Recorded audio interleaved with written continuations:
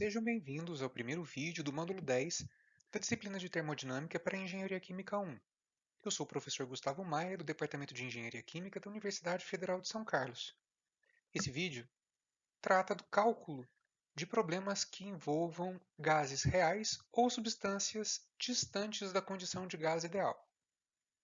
O que a gente vai fazer então é utilizar uma aplicação num exemplo relativamente prático dos conceitos de termodinâmica. Vamos lá então.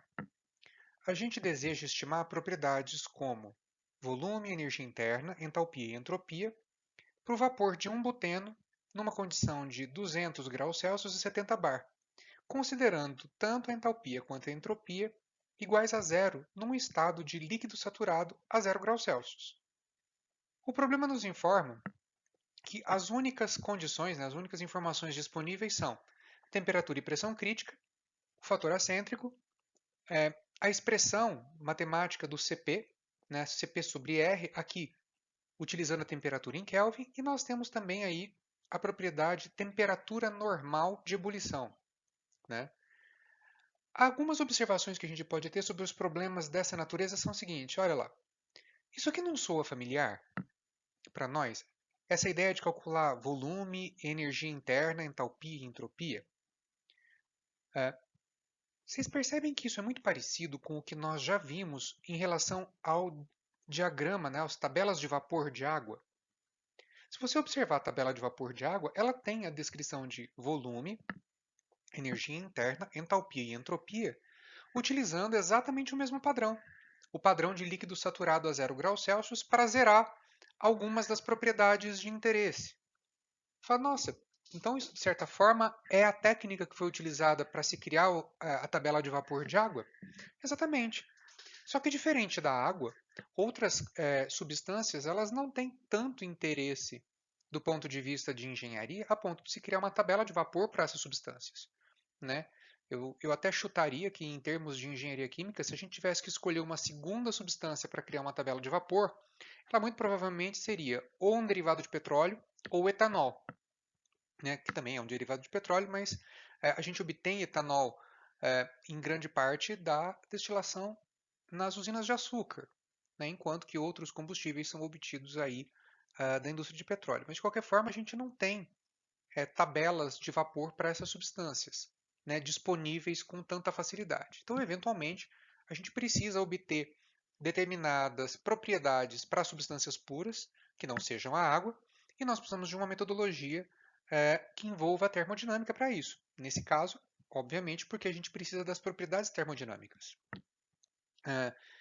Eu reforço aqui a importância dos estados de referência, a ideia de você estabelecer um estado padrão como o ponto de referência zero para algumas propriedades é algo que a gente está acostumado em termodinâmica e certamente vai nos acompanhar aí no estudo para várias substâncias. Outra coisa importante e que eu gostaria de destacar aqui é que praticamente todo o conhecimento que a gente utilizou até o módulo 10 em termodinâmica vão ser aplicados aqui. Todo ele.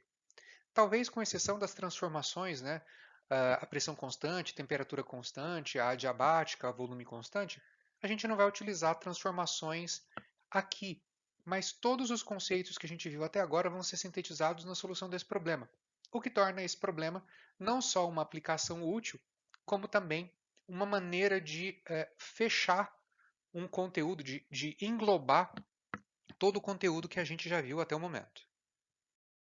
Simbora então partir para a solução desse problema.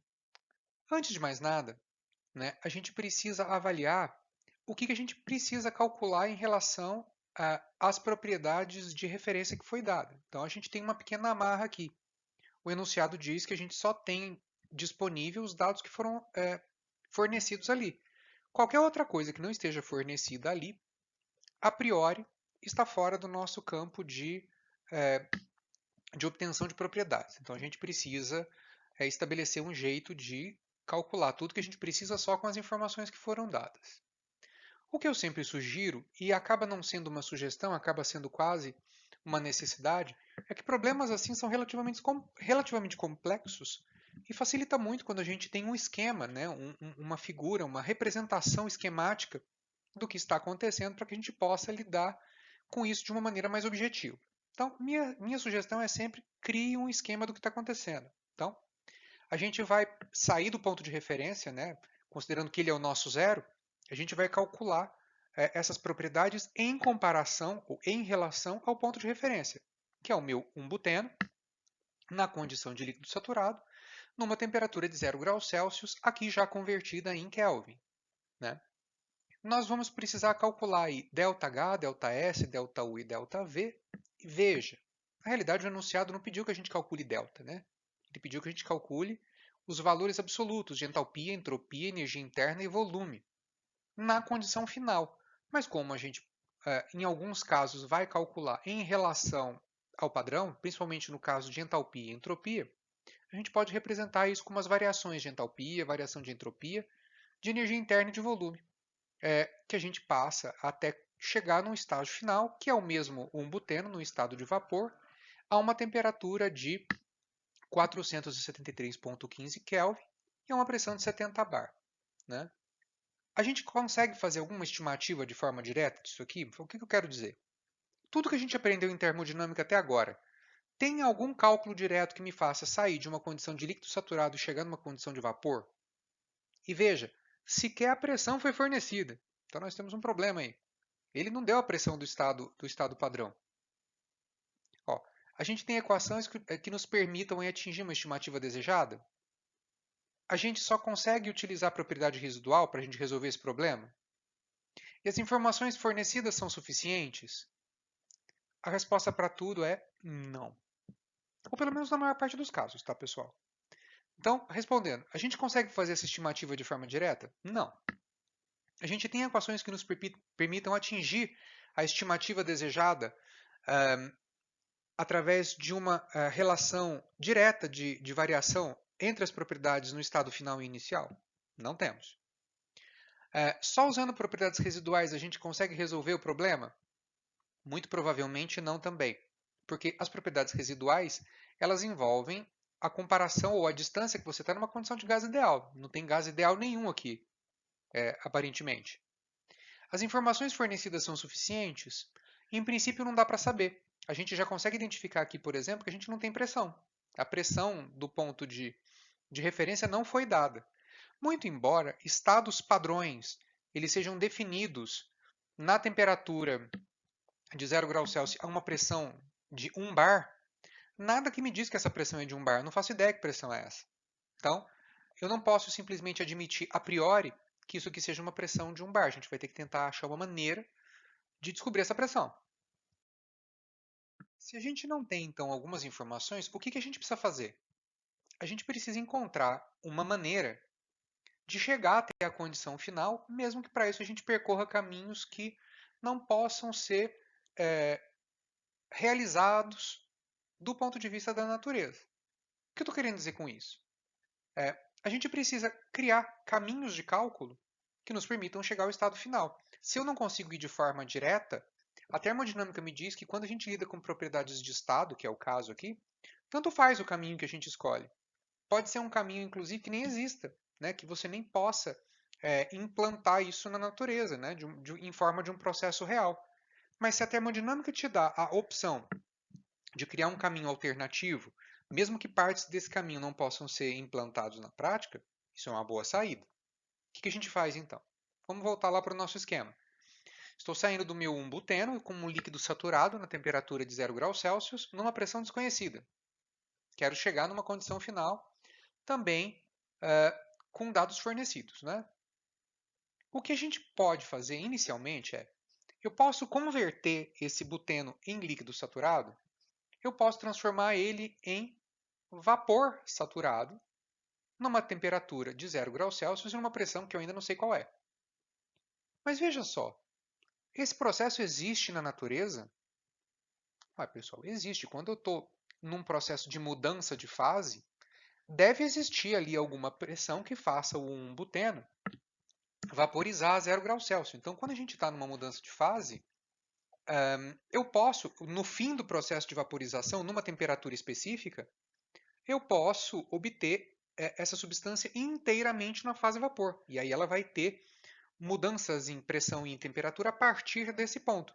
Mas na condição de saturação, uma vez estabelecida a temperatura, a regra das fases de Gibbs nos informa que a gente já tem todas as propriedades definidas. Veja só, eu não faço ideia quanto que é a pressão, mas já existe um valor de pressão para esse sistema que é único. Eu não posso simplesmente escolher uma pressão aleatória para ele. Então, essa transformação, essa etapa de transformação observada aqui, ela pode perfeitamente ser, ela pode ser realizada na natureza sem grandes problemas. Então, confere, dá para fazer isso? Claro que dá. Como é que eu pego o líquido saturado e transformo em vapor saturado? Estou numa mudança de fase, eu consigo fornecer energia na forma de calor latente. Fala, nossa, Gustavo, mas a gente não fez cálculo de calor latente ainda. Não tem problema, vamos fazer agora. Acontece que eu ainda não sei calcular diretamente é, a minha relação, né? Se eu quisesse eventualmente parar aqui minha conversão e sair daqui direto, falar assim, é daqui então será que eu consigo estabelecer um cálculo direto para essa condição final? Em princípio, não, pessoal, por um motivo simples. Eu seria capaz de fazer esse cálculo com variações de temperatura apenas se eu tivesse gás ideal no início e gás ideal no fim. Assim, credo, Gustavo, mas por que você está dizendo isso? Eu não sei se vocês se recordam, mas nós só conseguimos calcular ΔH e ΔS com variação de temperatura quando nós temos gás ideal. Se não for gás ideal, a gente não sabe calcular a variação de entalpia. Né? Então a gente precisa, de alguma forma, continuar essa transformação. Então, assim, de que forma? Assim, olha, simplesmente admitir que isso daí é vapor, tá ok. Mas eu vou ter que ir um passo além. Eu vou ter que admitir que eu vou conduzir esse vapor saturado a uma condição de gás ideal, na mesma temperatura e na mesma pressão, ainda desconhecida. Isso aqui, pessoal, é controverso. Controverso no seguinte sentido. Dependendo do valor da pressão, desse processo aqui, ó, se essa pressão for significativamente baixa, esse estado intermediário aqui, ele já é um estado de gás ideal. Então, essa etapa ela seria inútil. Mas eu não sei quanto que vale a pressão, pelo menos a priori. E mesmo quando eu descobrir, a menos que ela seja uma pressão muito próxima de zero, sempre vale a pena a gente calcular essa etapa. Né? A gente pode depois até julgar a contribuição que admitir isso aqui como gás ideal pode fazer ou não no seu sistema. Porque em alguns casos você já pode falar assim, isso aqui já é um gás ideal. Se isso aqui já é uma condição de gás ideal, ótimo. Essa daqui eu sei que com certeza não é. Alguma coisa 70 bar definitivamente não tem cara de ser gás ideal, não. E por que é importante eu chegar na condição de gás ideal? Por conta daquilo que a gente já conversou.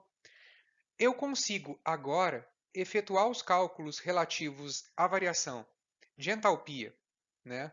ΔH e ΔS, porque aqui eu tenho uma condição de gás ideal, eu sei fazer isso. É aquela integral de Cp.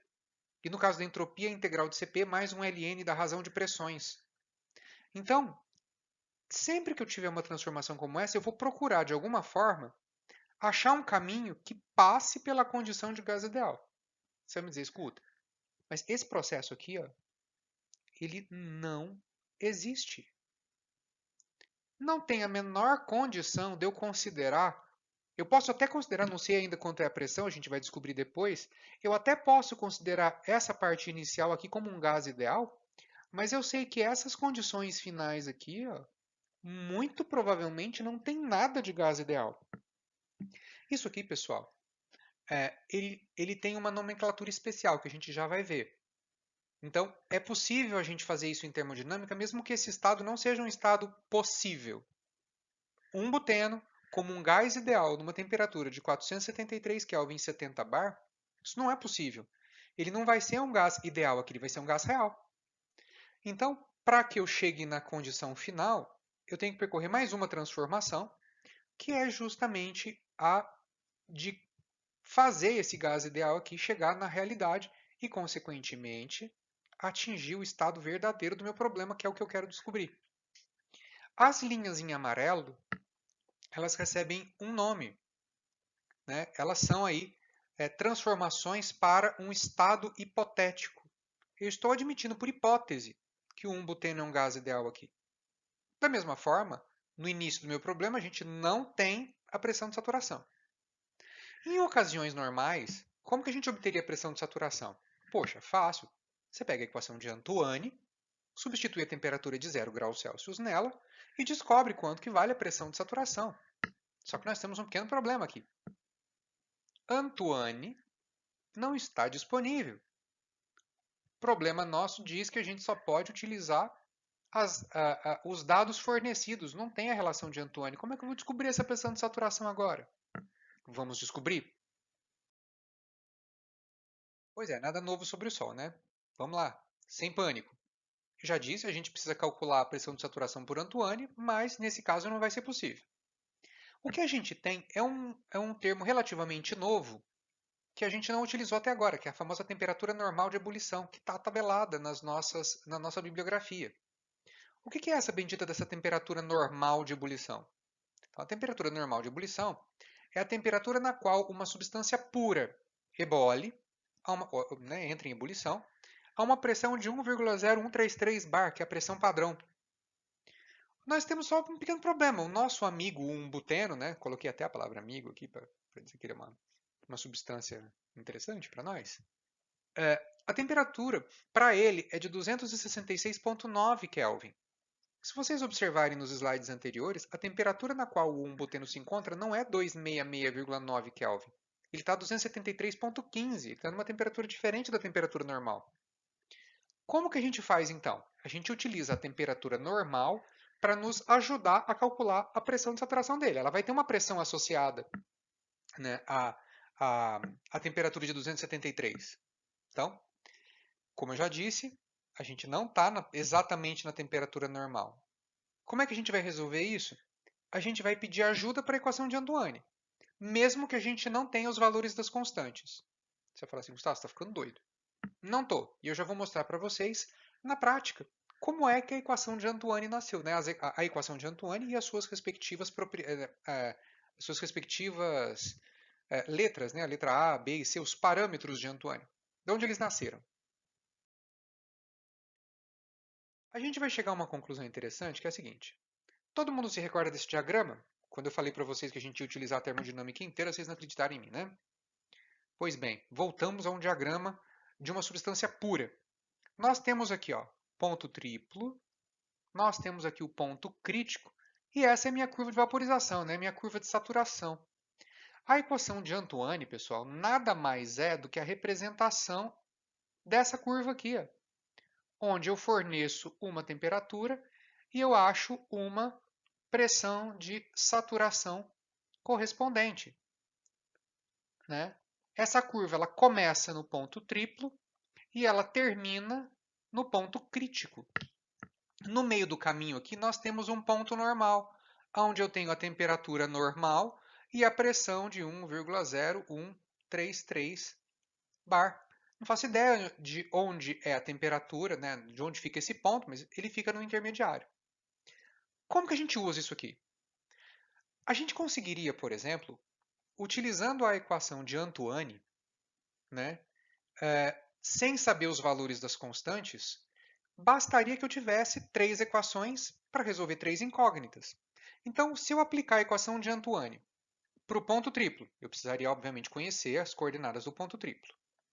Para o ponto normal e para o ponto crítico, eu tenho aí três relações de pressão e temperatura que estão dentro da equação de Antoine. Para quem não se recorda, a equação de Antoine era algo assim, ó, né? Ln da pressão de saturação, isso é um A menos B dividido por T mais C. A gente tem aí, inclusive, várias expressões dos parâmetros de Antoine para equações onde a temperatura é dada em graus Celsius e a pressão é dada em quilopascal, enfim. Existem muitas constantes porque, eventualmente, você pode ter diferentes unidades de temperatura e de pressão. Na nossa bibliografia, a temperatura é inserida aqui em graus Celsius e a pressão de saturação é dada em quilopascal. Mas nada impede que você tenha uma outra expressão com valores diferentes de A, B e C, onde a pressão de saturação é dada em bar e a temperatura é dada em Kelvin. Não há nenhum tipo de problema em relação a isso. Então, como eu tenho três pontos que a gente sabe que estão obrigatoriamente em cima da minha curva de saturação, eu consigo achar o A, o B e o C. Porém, a gente tem uma lacuna aqui. O enunciado desse problema não forneceu o ponto triplo. Ele forneceu o ponto normal e o ponto crítico. Então, puxa vida, falta um pedaço. A gente até poderia encontrar com alguma facilidade essas informações sobre um buteno em sites de busca. Você consegue fazer isso com alguma facilidade até. Mas a gente vai se ater aqui. Eu não vou roubar nessa altura do campeonato. Eu vou me manter fiel ao que o problema solicita. Ele pede que você não utilize nada além do que você já tem, né? Isso fica até como dica para caso você realmente tenha substâncias cuja determinação de ponto triplo seja muito difícil de encontrar. Ou ao contrário, né? Você tem um ponto triplo, tem um ponto crítico e não tem o ponto normal. Então, para o caso de você ter duas das informações ao invés de três. Então, a gente precisa se virar. Como é que a gente faz? A gente literalmente simplifica a equação de Antoine. A gente dá uma aliviada nela e a gente some com um dos parâmetros, que é o parâmetro C.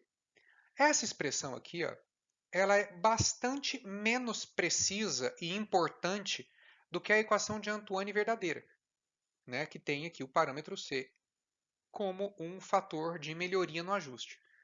Mas nesses casos, quando você tem uma condição limite, você sacrifica um pouco da sua precisão para obter um valor. Então, a gente vai continuar utilizando o ln de Psat, mas a gente vai utilizar uma versão simplificada. Como eu tenho só duas propriedades, né, duas constantes aqui, o que a gente vai fazer na realidade é uma alteração, né, das constantes originais de Antoine que eventualmente você acharia para um buteno. E acha, você tem dois pontos, então você tem duas equações com duas incógnitas, e a gente consegue substituir. O que a gente faz aqui então? Ó, utilizando a pressão crítica e aqui a temperatura crítica. Lembrando que temperatura crítica e pressão crítica é o último ponto de saturação dessa curva aqui. Então, eles também são um ponto de saturação. É o ponto extremo de saturação, mas está dentro da curva. Por outro lado, eu posso substituir aqui também a minha pressão normal, que é a pressão padrão normal, né, 1,0133 bar.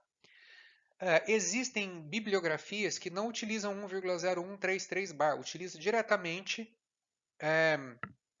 1 bar, 1,000. Né? O ln de 1 vai dar 0, a gente vai ter aí uma relação que A é um múltiplo de B. Mas a gente está sendo preciosista aqui, vamos utilizar o valor de 1,0133.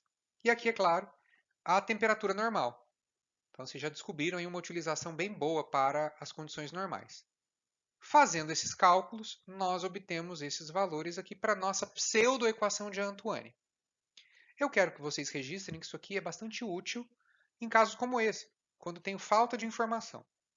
Hoje em dia é muito difícil você ter falta de informação, né? Ou a sua substância é extremamente rara, a ponto de você não encontrar ela em nenhuma bibliografia, ou ela é uma substância que acabou de ser desenvolvida e, consequentemente, não tem ainda listados todas as propriedades termodinâmicas de interesse, apenas as mais imediatas, né, de obtenção imediata durante o desenvolvimento da substância, sobretudo em polímeros.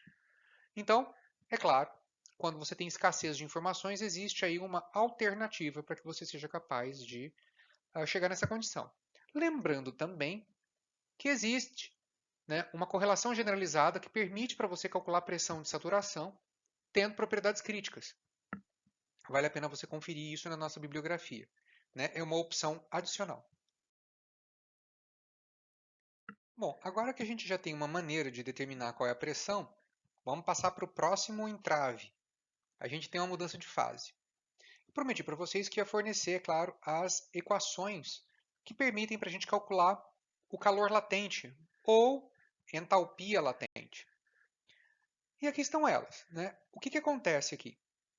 Essa equação em especial, a gente tem uma equação genérica, mas essa aqui é bem interessante porque ela utiliza propriedades críticas, né? Então, a gente tem o fornecimento de calor latente e a gente tem uma correlação desenvolvida pelo Riedel que leva em conta as propriedades do ponto normal, ou seja, a gente vai poder utilizar as informações que nós temos. Então, veja, a gente calcula, aqui é ΔH, né? A gente chama isso aqui de calor latente, dividido por R vezes a temperatura normal. Isso aqui é uma correlação, né? Nós temos aí valores ajustados. Isso aqui tem função da pressão crítica, que é dada, e da temperatura reduzida normal. Pessoal, temperatura reduzida normal não é novidade para ninguém. Temperatura reduzida é a temperatura dividido pela temperatura crítica. Se eu quiser a temperatura reduzida normal, basta eu pegar a temperatura normal e dividir pela temperatura crítica. Então nós temos uma correlação para calcular calor latente de substâncias. Nós temos um pequeno problema, né? Esse valor aqui só vale para a temperatura normal. Sempre que a gente estiver fora da temperatura normal, lembrando que a temperatura normal aqui era de 266,9 Kelvin, né? Se não me falha a memória, perdoe aí se eu errei a temperatura, mas ela está em slides anteriores para fácil conferência, mas acredito que seja 266,9 mesmo. Nós calculamos um calor latente nessas condições. Para que a gente faça a adequação, nós vamos precisar de uma correção de temperatura. Existe uma expressão matemática bastante simples também desenvolvida para correlacionar dois calores latentes distintos, né? Aqui a gente escreve em termos de entalpia, mas isso que pode ser estendido para quando essa variação de entalpia é dada em forma de calor latente. Então, nesse caso aqui, o 2 é a condição final e o 1 é a condição inicial. A minha condição final é o meu calor latente de vaporização, é o LV que está escrito aqui, nas minhas condições do problema, né? na condição aonde o problema impõe que eu faça os cálculos. Para isso, meu estado de referência é a 273 Kelvin, né? 420 é a minha temperatura crítica. Então, eu tenho aqui temperatura reduzida do meu estado de referência. E aqui a temperatura reduzida normal. Este valor aqui nós já temos, nós já calculamos pela equação anterior. Este valor aqui nós também já temos, consequentemente, a gente pode calcular o meu calor latente corrigido. Ele, nesse caso, né, substituindo os valores referentes a ele, a gente chega nessa resposta. E através dele eu consigo calcular também a variação de entropia da minha mudança de fase. Ela nada mais é do que o calor latente dividido pela temperatura da mudança de fase. Fazendo essa referência, nós temos aí o valor da entropia também. Então, bastante fácil, né? Veja como a gente consegue calcular com alguma facilidade propriedades como variação de entalpia e variação de entropia. Eu não sei se vocês se recordam, mas isso aqui tudo acaba tendo uma relação direta com a ideia de que essas propriedades são bastante simples de serem determinadas por conta ou do caso de mudança de fase, né, das expressões de calor latente, ou em gases ideais, ou tipo propriedade residual. Dessa forma, então, pessoal, dando sequência, uma vez que a gente já tem aqui o nosso esquema de transformações, a gente insere duas coordenadas que já foram calculadas, né? A variação de entalpia durante a minha transição líquido-vapor e a minha variação de entropia. Próxima etapa, então, é a gente calcular a condição descrita entre esses estados aqui, né? A gente já pode observar, pessoal, que isso aqui é uma diferença onde o estado final é uma propriedade, eu vou chamar de M genérica, tá? Uma propriedade na condição de gás ideal, em comparação com a minha propriedade no estado de vapor, no caso, mas não necessariamente ideal. Isso aqui parece familiar para a gente? É o inverso, né? São as propriedades trocadas de uma propriedade residual. Para quem não se recorda, uma propriedade residual ela é a propriedade real, né? A propriedade numa condição real, em comparação com uma condição de gás ideal. Então, se eu consigo calcular a diferença direta através de propriedades residuais, né? Calcular menos a propriedade residual não vai fazer para nós nenhum tipo de diferença do ponto de vista prático. Vamos então fazer o cálculo das propriedades residuais nesse caso. Uma coisa importante é que a gente já fez esses cálculos nos módulos anteriores, utilizando a equação de estado cúbica. O que a gente vai fazer agora é exatamente a mesma coisa, mas vou apresentar para vocês de uma maneira diferente. Ao invés de a gente utilizar as equações cúbicas, a gente vai utilizar a correlação generalizada. Mais especificamente, as correlações generalizadas de Pitzer para o segundo coeficiente do virial. Lembra? B, B0 e fator acêntrico. Elas mesmas. Vocês podem perceber, inclusive, que isso não vai ser tão complicado. Para resolver esse problema, a gente vai substituir o z aqui dentro dessa integral pela expressão correspondente ao virial com, obviamente, a respectiva correlação generalizada, né, transformando tudo em termos de pressão reduzida, temperatura reduzida e tudo mais. Lembrando, a energia livre de Gibbs ela vira uma função de geração. Partindo dela, eu chego naquilo que eu quiser. Eu não vou apresentar aqui o desenvolvimento matemático, né? Isso a nossa bibliografia traz. Não é necessário fazer essa tradução matemática, porque nada mais é do que substituir condições dentro de uma equação. É trabalho matemático braçal. Isso não é tão necessariamente importante para nós, principalmente porque a nossa bibliografia traz essas etapas, caso você tenha curiosidade em saber como é que nós saímos de um determinado ponto e chegamos em outro. No cálculo das propriedades entalpia e entropia residual, então, as expressões elas chegam nessa condição. Vocês podem observar que aparece aí alguma modificação em termos dos Bs, né? A gente tem aí uma derivada de B em relação à temperatura residual, o que não é nada difícil. Se você se lembrar dos módulos anteriores, a correlação de Pitzer ela dá os valores de B de acordo com essas expressões aqui. Ó, né? A gente consegue se lembrar delas, já utilizamos elas várias vezes, o B0 e o B1.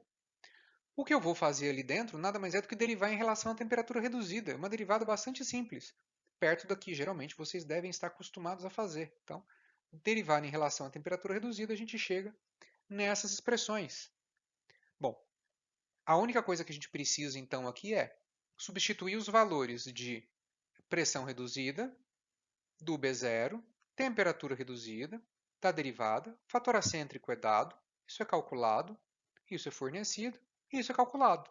Nós temos todos os valores. Então, se a gente substituir e, obviamente, utilizar um valor da constante dos gases compatível, né, em Joule por mol Kelvin, por exemplo, a gente consegue chegar nos valores de entalpia residual e entropia residual para aquela etapa. Vocês podem observar que esses valores são relativamente pequenos.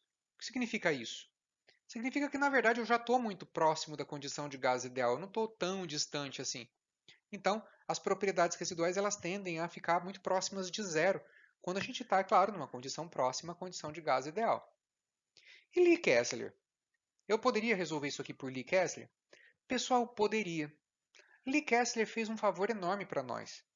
Se vocês se lembrarem, o Lee Kessler ele tinha tabelado valores do Z0 mais ômega Z1.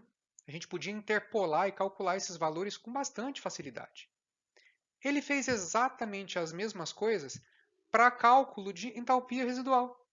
Ele tem um valor lá de HR por RT, isso é igual a um H0 por RT, mais ômega H1 por RT. É uma correlação exatamente igual à do Z e já está tabelada. Está disponível na nossa bibliografia também. Poderíamos utilizar ela para interpolar? Com certeza. Nesse caso, a gente vai utilizar aqui o coeficiente do virial por mera conveniência. A gente poderia fazer isso pela tabela também do mesmo jeito. Nesse caso, a gente obteria direto os valores de entalpia e de entropia. Não precisaria nem calcular nada intermediário, como B, pressão reduzida. O único inconveniente é que a gente teria que fazer interpolação, se os valores de temperatura não fossem exatamente os disponíveis na tabela. Tudo bem?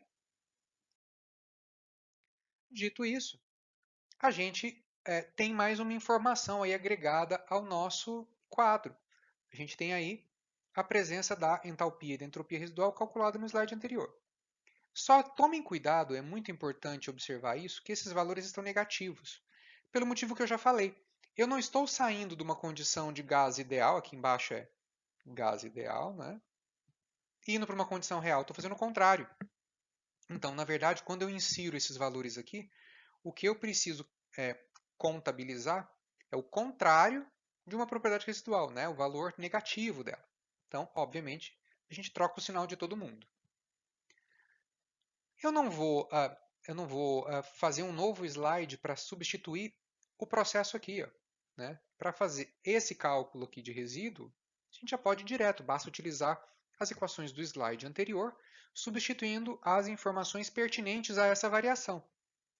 Nota então que aqui os valores estão positivos, né? Os valores da propriedade. Senhor Gustavo, os valores estão negativos. O que eu quero dizer com positivo, pessoal, é que aqui ó, eu estou contabilizando o valor real, não invertido, mas o valor real da propriedade residual. Propriedades residuais têm mesmo valor negativo. Né? Esses valores aqui, eles dão sempre negativo. Mas por quê? Porque a condição final de gás ideal, ela é maior em termos de entalpia e de entropia, e até de energia livre de Gibbs, se a gente fizer esse cálculo também, do que a condição real. Olha, do ponto de vista da energia, isso quer dizer então que um gás ideal ele carregaria mais energia do que um gás real? Claro, isso faz sentido. O meu gás ideal, comparativamente a um gás ideal, ele não tem, perdas de graus de liberdade relacionado à não idealidade. Então ele consegue guardar mais energia. Então quaisquer comparação entre o gás ideal e a mesma substância numa condição de gás ideal vai dar um valor negativo. Isso significa então dizer, é o equivalente dizer então, que a minha propriedade nas condições reais, ela vai ter um valor menor do que a minha condição na condição de gás ideal. Fala, credo, mas isso se aplica à entropia também? Por que a entropia é negativa?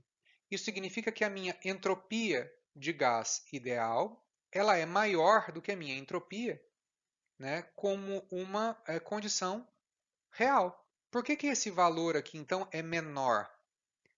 Gases ideais, lembra que eles são pontos? Por serem pontos, eles podem ocupar todo o volume de um ambiente onde eles estão confinados. Então, os graus de liberdade e, consequentemente, o nível de aleatoriedade de um gás ideal é muito maior do que o nível de aleatoriedade de um gás real, cujas partículas têm volume e que, consequentemente, uma não pode ocupar o lugar da outra. Então, é normal. Quando comparados, gases ideais eles têm maior nível de aleatoriedade do que o seu correspondente real. Isso faz sentido, inclusive, para a energia livre de Gibbs. Então, todas as propriedades residuais elas são negativas. Te ajuda, inclusive, a fazer cálculos. Se você eventualmente calcular uma propriedade residual e ela ficar positiva, tem alguma coisa errada aí. Tudo bem? Agora, efetuando o cálculo para o gás ideal, não tem segredo nenhum. A gente está acostumado a fazer cálculo para gás ideal faz muito tempo nessa disciplina.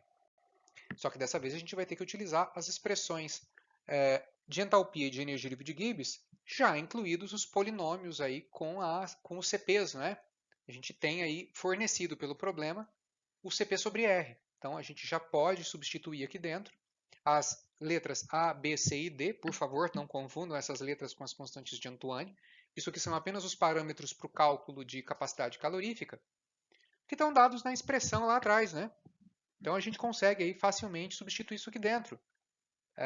Não há nada de novo aqui. Fazendo as devidas substituições, a gente calcula os valores de ΔH e ΔS. Note só que interessante é que a única etapa do meu cálculo aonde aparece a variação de temperatura, onde eu saio da temperatura inicial e vou para a final, é justamente na condição de gás ideal. Por isso, pessoal, que é importante, todas as vezes que a gente precisar fazer cálculo utilizando estados hipotéticos, eu preciso passar pela condição de gás ideal. Eu diria que é uma estrada obrigatória. Porque essa é a única estrada que me permite calcular a ponte de temperatura. Tem uma ponte de temperatura nessa estrada. Eu estou hoje com analogias baseadas em transporte, né? Baseado em trânsito. Que terrível. Mas se isso vale a pena para a gente se lembrar, tá ótimo. Né? Não é uma analogia tão tosca assim. Então o que eu quero dizer com isso é, quando eu preciso de propriedades de uma substância e eu preciso realizar essa sequência de etapas termodinâmicas para conseguir calcular as propriedades de interesse, uma dica é sempre se obrigue a passar pela condição de gás ideal, porque é nela que você vai fazer a ponte para calcular a etapa onde a temperatura varia. Porque é a forma mais fácil de fazer isso e a gente conhece a técnica há muito tempo já. Com todos os cálculos disponíveis, a gente chega ao fim do nosso problema. Veja só, já informamos os valores para a etapa possível de transformar o meu líquido saturado totalmente em vapor. Tenho aqui uma etapa residual impossível de ser realizada na natureza. O mesmo aqui, né? Estou convertendo um gás claramente real em algo ideal. Isso aqui não existe, mas são os nossos estados hipotéticos. Para que a gente faça isso, considerando claro, o nosso estado de referência, basta eu somar todo mundo. Então, a minha variação de entalpia total, é claro, pessoal, isso aqui delta, isso aqui é um H final menos um H inicial. Lembrando que esse H inicial aqui vale zero por questão de referência. Então ele vai acabar virando H. Esse ΔH, na verdade, é só o H final, que é o que me interessa, que é o que eu estou querendo saber aqui. Substituindo todos os valores, e veja, isso aqui é sempre uma soma, tá? É uma soma. Aqui eu tenho que colocar o menos propriedade residual, porque eu estou fazendo um cálculo invertido. Já discutimos isso. Tanto é que o cálculo residual aqui depois ele está no valor certo dele. Então, veja, aqui ficou positivo, que a gente já tem esse menos H1 no nosso outro slide. Substituímos os valores calculados anteriormente e obtivemos aí uma entalpia final de 34.233 Joule por mol. A mesma coisa a gente faz para entropia. Você fala, nossa, eu fiz cálculo com tudo aqui. Utilizei propriedade residual, utilizei cálculo de gás ideal, utilizei até calor latente, que a gente nunca tinha visto, acabamos de ver agora. E não precisa ficar preocupados também, tá, pessoal? A gente vai abordar cálculos de calor latente de uma maneira mais interessante e mais aprofundada lá em termodinâmica 2. Né? Na termodinâmica 1 isso acaba sendo pouco utilizado e vai ser mais profundamente abordado em uma disciplina posterior. Então não precisam ficar preocupados com isso, tudo bem? Tá tudo muito bonito, mas eu não calculei nem o volume nem a energia interna, né? Olha, ao longo da disciplina de termodinâmica, a gente está cansado de saber calcular volume para um gás real. Tem uma quantidade exorbitante de equações que você pode escolher para calcular esse volume. Basta calcular o fator de compressibilidade e converter ele em volume. É o volume de um gás real. A gente já fez muitas vezes isso. Nesse caso aqui, a gente, por conveniência, vamos utilizar a tabela de Lee-Kessler. Já que a gente não utilizou Lee-Kessler para calcular as propriedades residuais, vamos ao menos utilizar elas para calcular o volume. Ah, mas eu vou precisar calcular o volume na condição de referência? Não, o problema não está pedindo isso. Se ele precisasse calcular o ΔV, nós teríamos que calcular o volume lá, né, a densidade do líquido saturado, provavelmente utilizando a equação de Hackett, a regra de Hackett lá, para poder calcular o volume saturado, o volume de um líquido saturado nas condições do problema. Mas como ele não quer ΔV, nem preciso disso. Vou direto para o cálculo. E aí, substituindo os valores pertinentes, a gente chega ao valor de um volume molar do meu gás nas condições finais do meu problema. O problema também pede que a gente calcule a energia interna, mas ele não pede a variação de energia interna. Né? Consequentemente, ele não precisa informar qual é a energia interna do padrão. Muito embora ele não forneça isso, a gente poderia fazer exatamente os mesmos cálculos, adotando que a energia interna no estado de referência é zero. A tabela de vapor de água faz isso também. Mas nesse caso aqui ele não disse nada. E a gente nem precisa. Porque se eu tenho as condições do estado final já definidas, eu tenho pressão final, eu tenho entalpia final, tenho entropia final e tenho volume. Eu posso perfeitamente calcular a energia interna pela definição de entalpia. Fala, credo, isso aqui é a definição de entalpia? É sim, pessoal. Entalpia, por definição, é a energia interna mais a energia da fronteira. Se eu trocar o H com o U aí, nós temos uma forma de calcular. A entalpia nós já calculamos, a pressão é dada e o volume a gente acabou de determinar. Né? Fazendo, é claro, as devidas considerações, eu deixo até um alerta aqui, por favor, cuidado com as unidades. Nós temos aqui o volume em centímetro cúbico por mol e a nossa pressão aqui está dada em bar. A gente vai colocar bar misturado com centímetro cúbico, misturado com mol, misturado com joule. Isso daqui vai virar uma salada bastante difícil de ser digerida. Então, para que a gente efetue esse cálculo, coloca todo mundo na mesma unidade, na unidade do sistema internacional de preferência, para que a gente possa calcular a multiplicação pressão vezes volume. Eu espero que esse problema que foi longo, mas é claro, ele é longo porque tem quase todos os conteúdos de termodinâmica que a gente viu num exemplo só. Eu espero que ele tenha ajudado vocês a perceber como a termodinâmica é uma disciplina interligada, como os conhecimentos dela eles alimentam uns aos outros. É um vídeo relativamente longo, não tinha como ele ser menor, porque ele envolve muitos conceitos, muitos cálculos e muitas etapas, então ele é um pouco mais longo, mas ao mesmo tempo ele é o único do módulo 10. Os módulos 11 e 12, que vão versar sobre máquinas térmicas, eles não estarão disponíveis em vídeo. Eles vão estar disponíveis apenas como material de consulta, porque tudo aquilo relativo a eles que tenha do ponto de vista teoria termodinâmica já foi abordado até aqui. Então, não há necessidade de se elaborar um vídeo sobre isso, né? A nossa bibliografia fornece exemplos muito bons, sem nenhum tipo de acréscimo teórico do ponto de vista de conteúdo de disciplina de termodinâmica. É a aplicação do que a gente já sabe. Então, acaba que esse é o vídeo final da disciplina de termodinâmica 1. Um vídeo longo, diga-se de passagem. Eu espero que vocês tenham aproveitado essa disciplina. Se vocês tiverem dúvidas também sobre motores e cálculos de ciclos de refrigeração ou operações de escoamento que envolvam conteúdo de termodinâmica, entrem em contato, postem suas dúvidas. Terei o maior prazer em respondê-las na medida do possível. Eu espero que vocês tenham gostado dos vídeos. Quero lembrar a todos que isso aqui é uma disciplina de uma universidade, né? Eu disponibilizei esses vídeos ao público na expectativa de que isso possa auxiliar alguém, né? Eu entendo que eles possam ser melhorados de uma maneira significativa, tanto do ponto de vista da elaboração do conteúdo, da forma de apresentação e até mesmo da diagramação dessas aulas. Eu entendo que existe muito a ser melhorado, mas eu espero que o que tem aqui disponível já possa te auxiliar de alguma forma.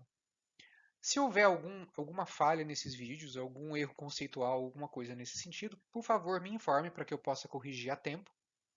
Sempre passa, né? Às vezes a gente está narrando o vídeo, discutindo algo, a gente troca um termo pelo outro e frequentemente o autor não enxerga isso. Mas se você teve essa presença de detectar um erro, por favor entre em contato, a gente altera o vídeo e substitui por um vídeo correto. Tudo bem? Eu agradeço a todos por ter assistido esse vídeo até o fim. Espero que essa disciplina possa contribuir para que você se torne um melhor engenheiro. E eu vejo vocês na próxima disciplina, na disciplina de Termodinâmica para Engenharia Química 2. Um grande abraço a vocês e até breve.